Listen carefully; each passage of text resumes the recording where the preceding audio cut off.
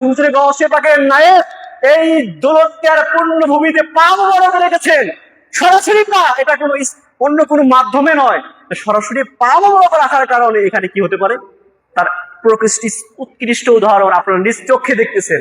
এখানে জান্নাতি পরিবেশে খানকা পাক হয়েছে, মসজিদুল গাউসিয়া হয়েছে, একটা নুরান্বিত মাদ্রাসা পাক হয়েছে, ইমাম বাড়া পাক হয়েছে। এটা নূরের স্পর্শের কারণে।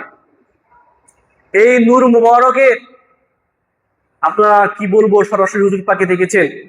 উনি এমন জবরদস্ত আল্লাহর ওলি ছিলেন, যখন কোনো ব্যক্তি হাজত নিয়ে, যখন কোনো ব্যক্তি, কোনো মুরিদ, কোনো পীর ভাই হুজুর পাকের কাছে গিয়ে আরজি করেছেন, আর হুজুর পাক ওই 4 নম্বর পাক থেকে জানালা মুবারক খুলে দু হাত গোলাপের ন্যায় দুটো পবিত্র জান্নাতি হাত মুবারক উঁচু করে যার জন্য ধরেছেন যে ভাই মাদাদগার, হুজুর গাউসে পাক মাদাদগার হো গিয়া, এটুকু বলেছেন। হুজুর পাক হাত তুলেছেন, তার আশা, তার আরজি তৎক্ষণাৎ আল্লাহ পাক কবুল করে নিয়েছেন। বলুন সুবহানাল্লাহ।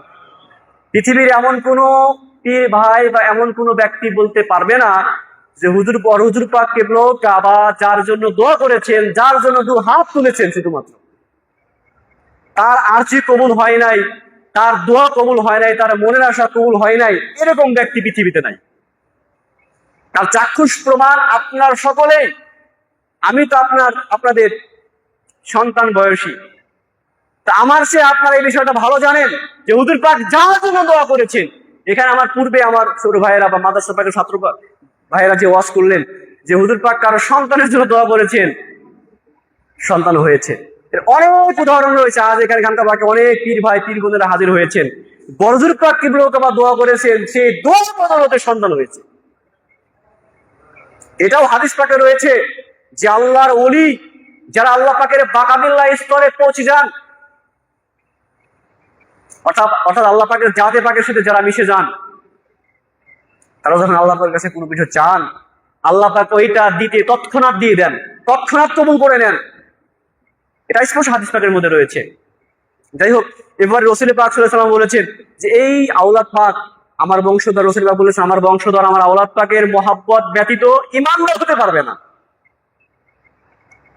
এখন তো ভাই আমাদেরকে এটা ইলজাম দেওয়া হয় যে আপনি আহলে বাইত পাকের মহব্বত রাখেন, আপনি আওলাদে রাসূলের মহব্বত করেন, কিন্তু ভাই আপনি তো এই আমল করেন না, ওই আমল করেন না, এটা করেন না, ওটা করেন না। ভাই এই আমলগুলো হচ্ছে ঈমানদারের আমল।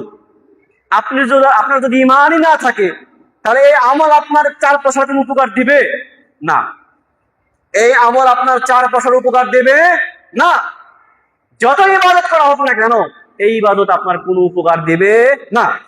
রাসূল পাক সাল্লাল্লাহু আলাইহি ওয়াসাল্লাম স্পষ্ট করে বলেছেন, যে ব্যক্তি ঈমানদার হতে চায়, আল্লাহর কোনো বান্দা ঈমানদার হতে চায়, সে যদি পৃথিবীর সমগ্র মানুষ, এমনকি একজন ব্যক্তি সবচেয়ে বেশি ভালোবাসে কাকে?